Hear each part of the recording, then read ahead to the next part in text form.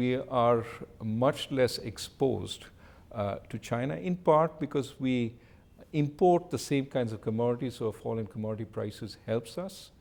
And in part, we're not exporting finished goods to China in such a big way, and instead our markets are elsewhere. But of course, there is an impact. Would we love China to grow at a strong rate forever? Absolutely. It helps the world.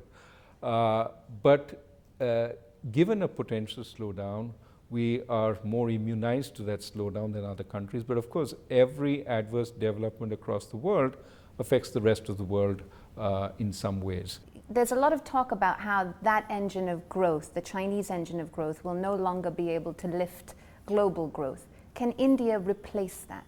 Well, India's 1/4 to 1/5 China's size. So even if we can overtake China in terms of growth rates, the magnitude of the effect will be far smaller for a long time to come. Now, we hope that India is in a phase where it gets into sustainable growth of high single digits or low double digits. The same kind of growth that China displayed for 15, 20 years. All the conditions are in fact propitious for that to happen. But as I said, it will take time for India to fill any gap that China might leave.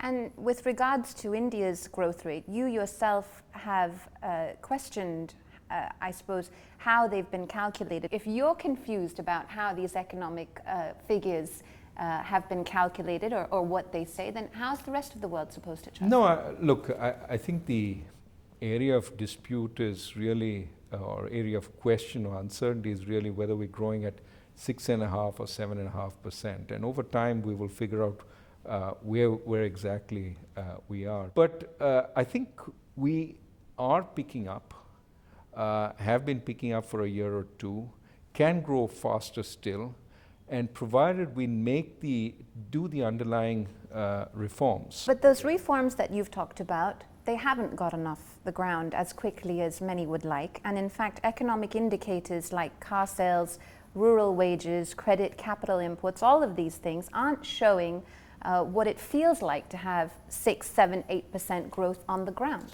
Well, some of them are picking up quite strongly. Car sales, for example, look at tourists, domestic tourists, look at international tourists. All those things are starting to pick up quite strongly in the last few months. Where we really need more signs is on investment. And there, government spending has picked up in the last couple of months in a strong way.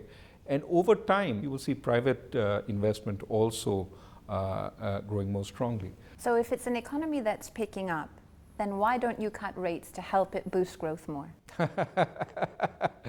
In fact, you should be asking me the reverse question. If it's picking up so strongly, why don't you raise rates because inflation will pick up, right? Yeah. No, but the truth is, we are in an economy where inflation has been coming down quite strongly, and the fact that commodity prices have been low and have actually fallen will help us further in the fight against inflation.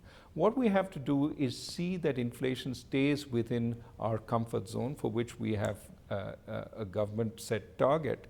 And once we do that, we will have room at that point to cut interest rates. Are you facing pressure from the government to cut rates? Because some in the business community say you're killing growth. I think there's always voices that would like to see rate cuts. But I think the government understands the kind of objective function it has set us. Okay, on a personal front, there's been some debate about what you're going to do once you're done with this job. I know you've still got a few years to go. It seems perfectly timed for you to either take on the IMF head job, or some say perhaps you'll run for a job in politics in India. Well, it'd be surprising, but much closer to reality if I said, actually, I'm looking forward to going back to being an academic, shutting myself up in my room and trying to think great thoughts.